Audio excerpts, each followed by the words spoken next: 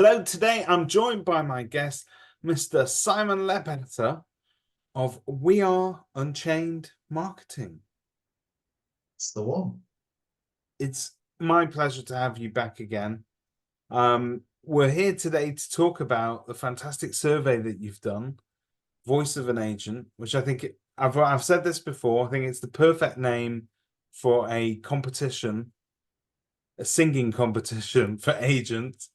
He's on a chair and spin round. I was like, Um, oh, even got a red chair. I should have been sitting in the ah, red chair we and spun it round. he never misses an opportunity to miss an opportunity. But this Voice of an Agent survey, if I may say so, we touched on it last week when we briefly met. It's got some real insights there that I think both agents and suppliers, pretty much anyone in the industry, can take away and start to learn something and implement something within their own businesses. Um, Over to you. Give us a little bit of a background of, first of all, where this came from, the concept of it. Yeah, so I came into property, 8 years ago now, which is amazing. I've been in the industry for now for 8 years. But before that, I worked in financial services, mainly in sustainability. And because sustainability was struggling, I decided to do a survey called Voice of the Advisor. I interviewed several hundred financial advisors and asked them what they thought about sustainable investment, what we now know as ESG. And what I found was the demand for things by investors far outstripped the financial desire to supply it. So there's a complete mismatch between what consumers thought and what advisors thought. So it's been long been my ambition that once I left financial services or whatever sector I landed in, I'd do it again because after 7 years of doing it, I had this incredible insight of what both investors and advisors thought. So my view when I came into property and basically kicked off Unchained, We Are Unchained, my own business, it's like, well, I hear what the pundits say. I hear what I think. I hear who I think, genuinely the thought leaders in the industry, what they think. But what do the agents actually think about what's going on in the market? So I launched it. We got over 500 responses the first year. I think it was 553, which blew my mind, which is fantastic. And it gave tons of variables and insights. It's like, well, I'm going to do that again. So this time, I know you guys at Kerfuffle helped that in terms of distribution. We've got a few partners behind it, which meant we reached a much bigger audience, and we expanded and beefed up the survey with the help of some of our partners adding questions here and there. So I think it went from about 50 questions to like 75 questions. So it's a beefy survey to fill in.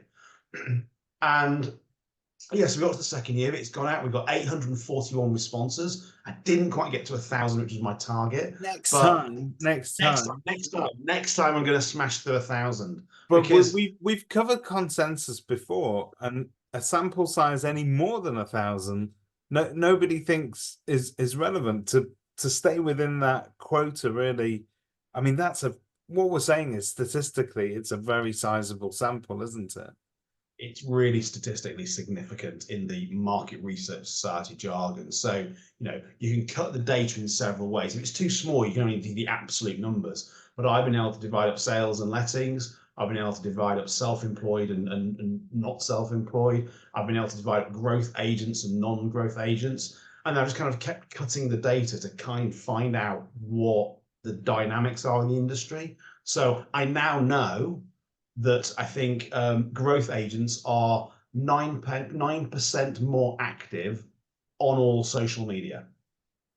I know that agents spend 10.4% of their revenue on average on marketing. Growth agents spend a little bit more. I know what the average fee by house price is in the UK, and it really starts to pivot up at around about 750,000. Similarly, there's another pivot you find in the lettings market. And it's all of this data. I was saying to you before we actually started recording this, it's like it's running to 123 pages, 127 pages now. And don't worry, if anyone who downloads this, there is a too long didn't read summary and an executive summary. So I've got a short, intermediate, and the full fat version for the You geeks can just like me. your A-level English, you can just get a Cliff Notes version of it. It'll tell you what you Exactly. need to know. Exactly, and people should dip in and dip out of it. But I mean, the point you made, I think is a good one, is it's valuable to everybody. If you're a supplier, there's data in there about how hard it is estate agents are finding to get talent, what prop tech stack they use and don't use. the adoption of prop tech, the non-adoption of prop tech, the adoption of AI, the non-adoption of AI. And it's like you can soon see who the leaders are and what they're doing. So my view has always been to imitate the best. So I'm going to go out and find who the best marketer out there is. I'm going to follow them, I'm going to stalk them, get all the information out of them, then pretend it's my own. As Isaac Newton said, if I see further, it's because I stand on the shoulders of giants. Well, this is one hell of a thick report to stand on, and at least make me probably at least 5'8" if I was standing on it. Well, let's talk about. I mean, you've told us about some of the actionable sort of insights that we may take away from it. Talk to us a little bit about the kind of questions that it asked, and then we'll go into that. So it kind of falls into broadly 5 or 6 sections, but I mean, on a headline, it asks about the state of the market. So for sales and lettings, did the market grow or decline last year for you? And I don't do it in absolute numbers, it's the number of vendors that you dealt with. And do you expect them to grow or decrease in the next year? So we can see who are the growth. I mean, last year for sales was tough. This year is really optimistic. Last year for lettings was good last year and is good this year. What do we think is going to happen to house prices or rental prices? So we ask about that. So that's kind of the market. I'm split by sales and lettings. Then we get into marketing, which is my bread and butter, is how much do you invest in marketing? What channels do you invest in? What works best for you? And what are your biggest frustrations from marketing? And who does the marketing for you? So that's the marketing bit. Then we move on to prop tech. What prop tech stack do you use? And what do you use for different purposes? What are your biggest frustrations with prop tech? And it's consistent is single sign-on. They just want one login to everything. Yeah. We added AI this year because AI really came alive after we had launched the survey. So it came out in ChatGPT, which is the dominant tool. That came out in November 2022, and we just started the survey by the time it came out. It was probably rolling out. So we couldn't include it in 2023's report, but we got it in this year. And because of the AI, let me just find the number. I think it's a minority. It's like 44% of people have adopted AI, which as I use 4 tools of AI daily, that kind of will surprise me, but there's nothing normal about me. But it's what people are using AI for, mainly word creation, which it's fantastic at, but some image, some automation of processes, bit of social media. So it's being picked up, and you see the growth agents adopting prop tech, adopting marketing, adopting AI, and the ones who aren't growing aren't adopting prop tech, aren't adopting marketing, aren't adopting AI. So there are the trends. But yeah, basically what all the data ever says, and it's almost like what, you've got a 127-page report to tell me that. It's like, yes, but at least have the data to back it up. But that's the point. A lot of people, and in our industry particularly, we work on certain assumptions, and sometimes until somebody empirically sort of proves it to us, we won't accept it. We may work on a gut feeling, but we ignore it and we push it down. But those stats and a consensus of opinion as well, but also being able to correlate it to, I mean, you made a really great point before. You talked about growth agents. If you were to ask any agent whether they want to grow, they should be saying yes.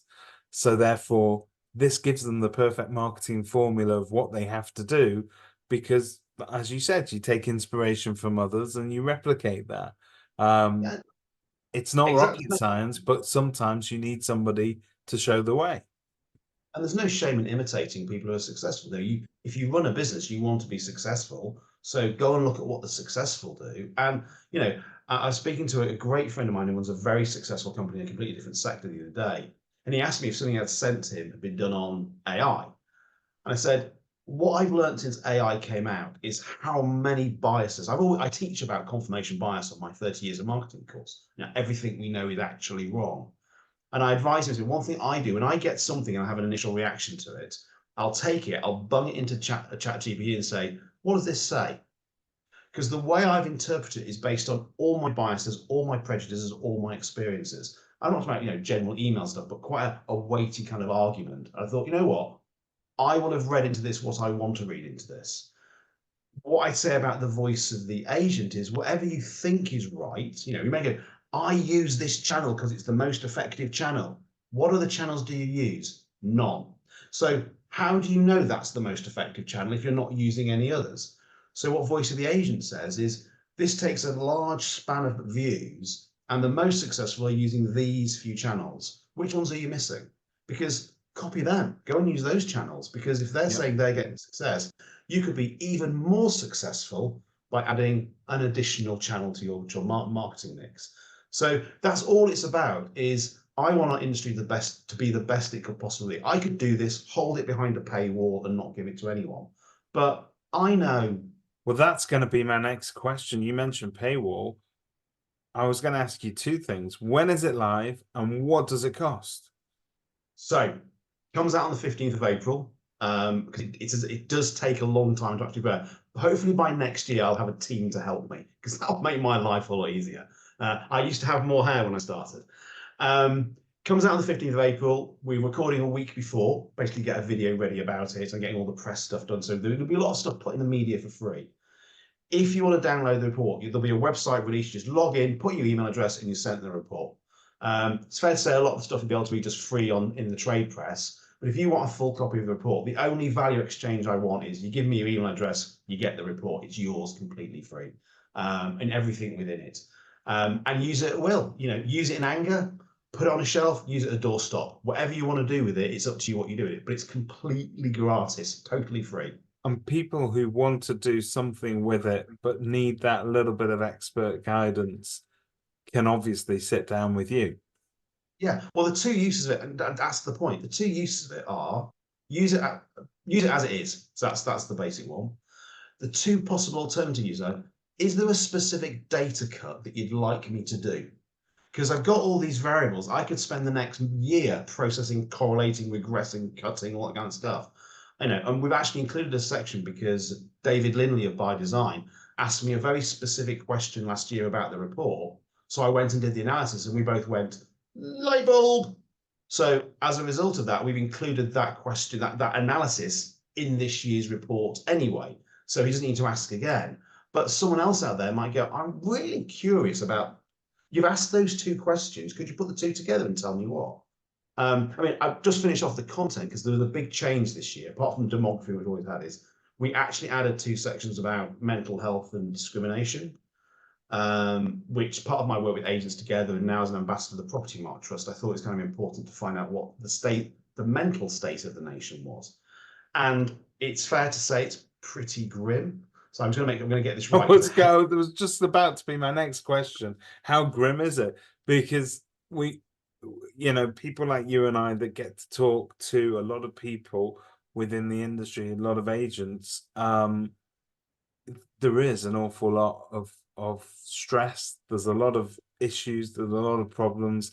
And it doesn't really matter what size of business you operate in. It seems to be there, doesn't it? And you're not alone. That's the thing that we see with Agents Together, Agents Giving, and the Property Mark Trust is you're not alone. If you're struggling, all those organizations have incredible resources to help you and people to connect with. I said it at Christmas. It's like, I'm out to go away and enjoy Christmas. I know not everyone's going to enjoy Christmas. So if you are not going to reach out, please do not be on your own. Do not struggle through this period, because I know how hard it is. I'll be honest. I in the tens struggle with mental health, and because I had all the right people around me, I got through it. I know what it's like. So genuinely, it's probably a personal reason why I put this in, because I kind of want to know. And then when I looked at the data, I had to say to my wife, I actually had to walk away because it really shocked me and depressed me. It's like, didn't really want to. I know that. I'll never not know that. But we need to. There's no point not talking about it. There's no point hiding it. We need to know how bad things are so that we can improve it. And as you said, there are some fantastic organizations out there, and we're blessed to have them. Not every industry has it. There isn't a podcast going on right now in the double glazing industry talking about the state of their mental health. We are quite self-aware, I would say, in our industry, and it's not just navel gazing. And it's not just a talking shop. We do want actionable insights that we can improve things with. Yeah, I think that I've worked in multiple industries, and I've never quite seen the level of openness about this, you know, and people who have reached very big roles in the industry are actually being very frank about this. And I think we need more people to it. But here's the raw stats. 42% of people say in the industry they've had challenges related to their mental health in the last 12 months. So 2/5, half haven't, and 6% wouldn't say. What was the depressing thing is while 2/5 feel they've improved over the last 12 months too, and I just asked them, it's interesting how men and women ask for different solutions and go for different solutions, and that comes out in the report in terms of what they're looking for. We don't have time today, but what was the hard thing is 12% say their mental health is worse than 12 months ago. Wow. So of that 42%, 12% have actually gone worse. So if you are part of that group, please, please, please go to Agents Together, go to the Property Market Trust, go to any of the organisations, that even the non-industry related ones, to ask for help. So that was kind of a bit of a, okay, that's a bit of a hit me in the throat there when I read that bit. And all this comes out, it's all anonymous, it's all strictly anonymous. In fact, when you fill in your request to get the report, when you do the survey, it's 2 separate surveys. So there's no way the two can be linked. I mean, literally, it's absolutely protected people's anonymity for obvious reasons. But then this is a hard one. Which of any of the following types of discrimination you've personally experienced from clients and from colleagues is what we asked. So 49% of the whole industry have not experienced any sort of discrimination from colleagues, and 46% have not experienced any from clients. I'm going to do the nots because the R's are divided up by what those discriminations are. And you know, we'll get into this probably in a separate conversation. We'll get into this in detail. Only 15% of women have not experienced any sort of discrimination. And here's the difference, because the average was 49, 68% of men have not experienced any kind of discrimination. So 6 out of 7 women have experienced some sort of discrimination from colleagues based on disability, political affiliation, race, ethnicity, education, physical experience, sexuality, age, and gender. And of course, the bigger one was gender. Yeah. For men, the biggest one was sexuality. Oh, really? Well, yeah, okay, that also makes sense, doesn't it? Yeah. And then from clients, it's not prettier. Only 12% of women have not experienced some sort of discrimination from clients, and 65% of men. The biggest one is based on their gender. We can do better.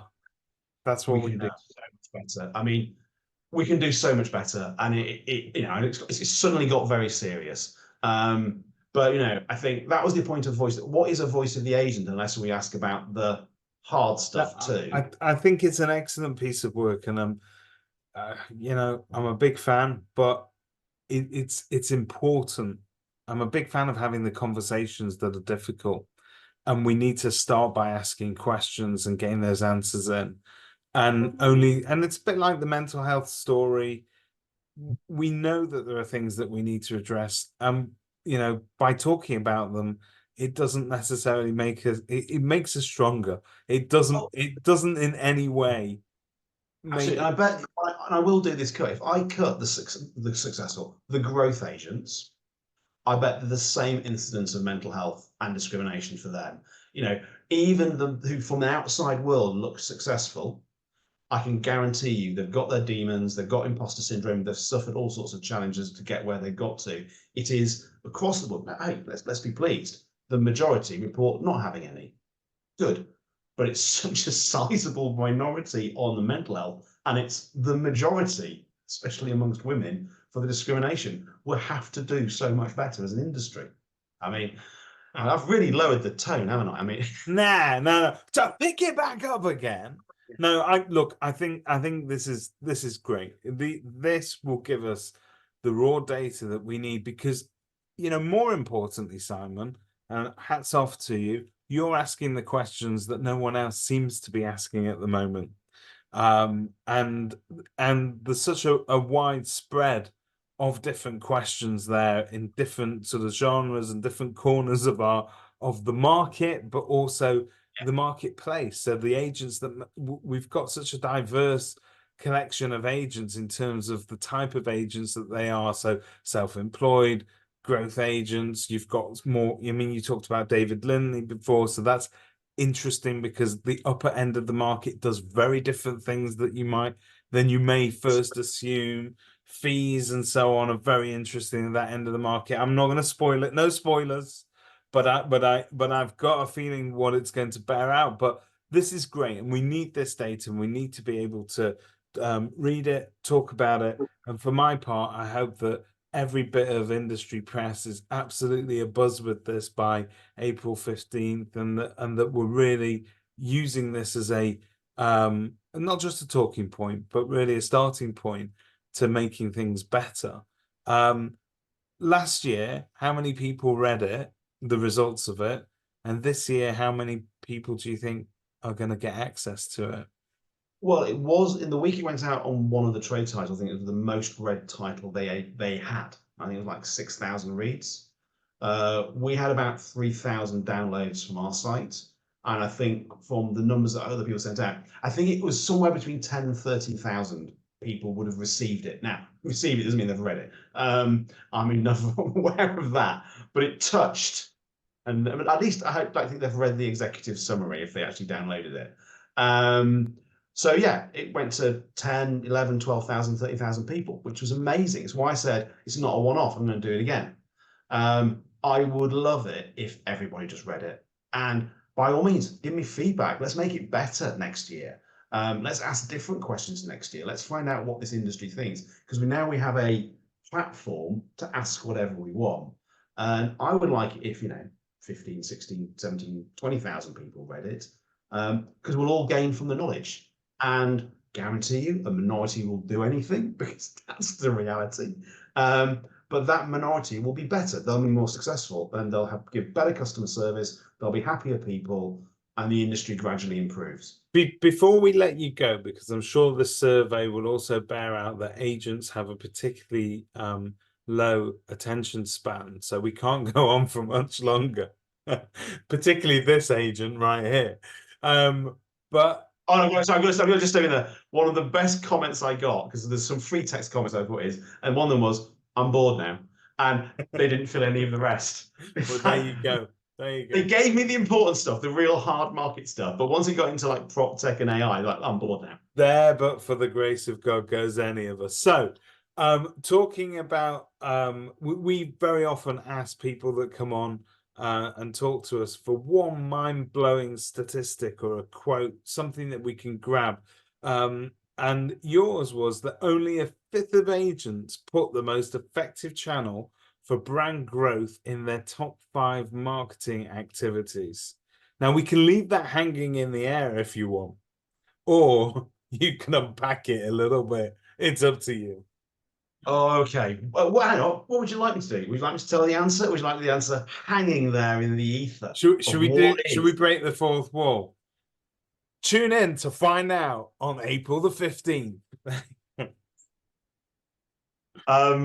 But I mean, I'm happy to say. I'm happy to say what it is. I mean, actually, one of my friends will be very happy if I do. One of my colleagues' friends will be happy if I say it. But basically, we ask what channels of marketing do they use?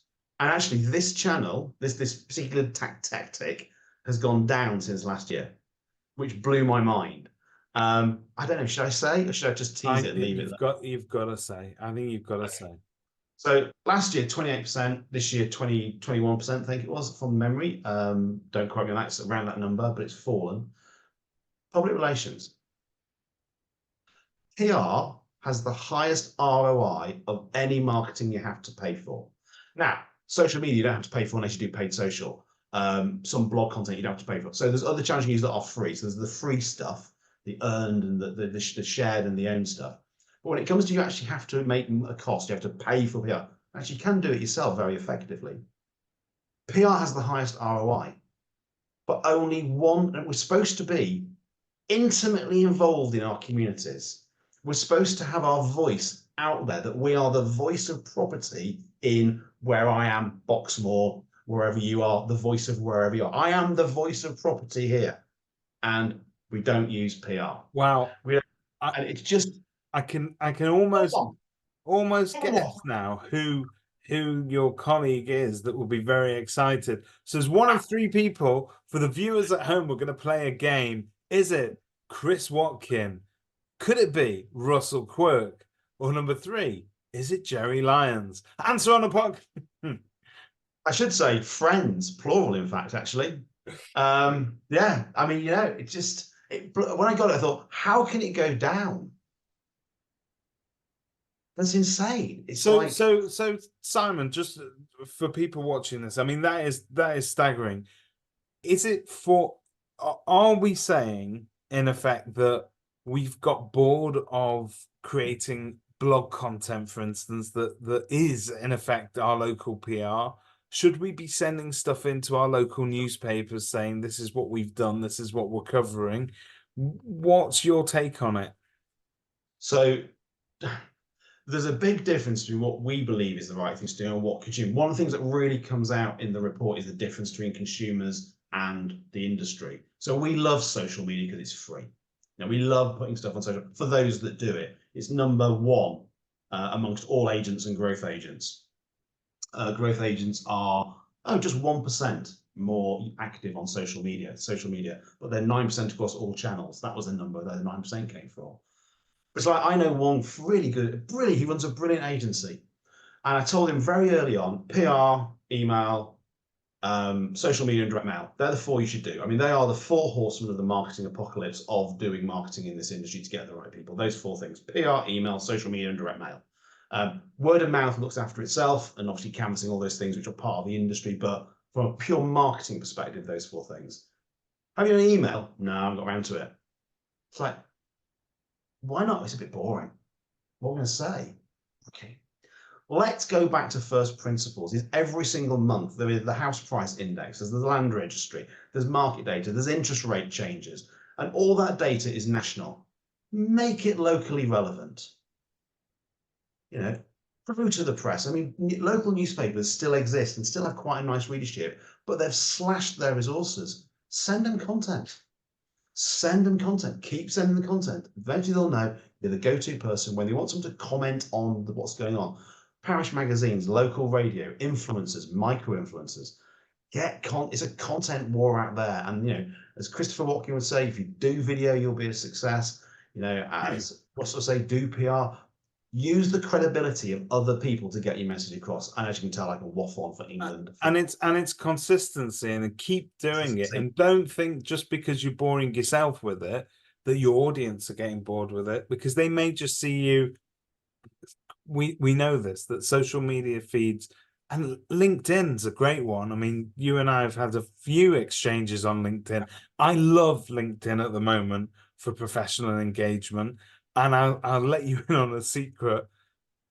Local engagement's brilliant as well. You just pick up on a few. I mean, I did one this Sunday. Just happened to be a local shop, but people pick up on these things. I saw it. It was brilliant. Saw it. I like it. But people like local content. They love it, and they love it. And don't let people tell you that LinkedIn has to be absolute. It's sacrosanct. You can't put anything on there that's marketing related. Go for it. It's a great audience. This isn't evergreen because actually, as opposed to today, whatever today is, and whenever this goes out, it'll be a different day. I literally wrote an article on LinkedIn about exactly. There was a massive row amongst my connections yesterday. This isn't Facebook? Stop commenting on these things. Not to me. And I said, well, look, I happen to have met Reid Hoffman, the guy who invented LinkedIn. So I went to his site and looked at what he posted about. He doesn't believe LinkedIn is just about business. It's about the professional. It's about the personal. It's also about the political. It's about having a network of it's professional people doing social media. It's not social media just about professions. The point is it's professional people talking to one another about stuff, normally industry related, but not solely. And if you want wealthier people, LinkedIn scores really, really highly. If you want the high-end houses, LinkedIn is the one. It's great for investors as well, isn't it? For people who consider themselves business people, effectively. If you want expert advice, follow the right people, because you'll get tons of brilliant insight. I'm connected to my old, not even my professor. I used to read his textbook at business school, a guy called Gary Hamill, and his book was like the Bible of strategy. I'm now connected with him on LinkedIn. It's just amazing. How would I ever get that interaction with one of the leading thinkers on business strategy if it wasn't for LinkedIn? No, it's superb. It's a superb channel. But we digress. We're going to end up giving people a marketing lesson again. 30 years of marketing, you'll get one. 30 years of marketing. Can I just we'll end this off by congratulating you. I think this Voice of an Agent is a superb initiative, and may it go from strength to strength, and hope to see great results from this, but also let's make it bigger and better next year, because I think that we all benefit from this all together. But the rave reviews, and there aren't many times where people say, oh, you've got to go to this. There's people that will tell you, I've been to that and it was pretty good. I've been to that and the food was great. I've been to that and the merch was a bit meh. But you won't ever get people calling you that say, listen, I've just come back off this thing and you'll love it. You've got to go on it. But I have had those calls from multiple different people who say, get on this 30 years of marketing.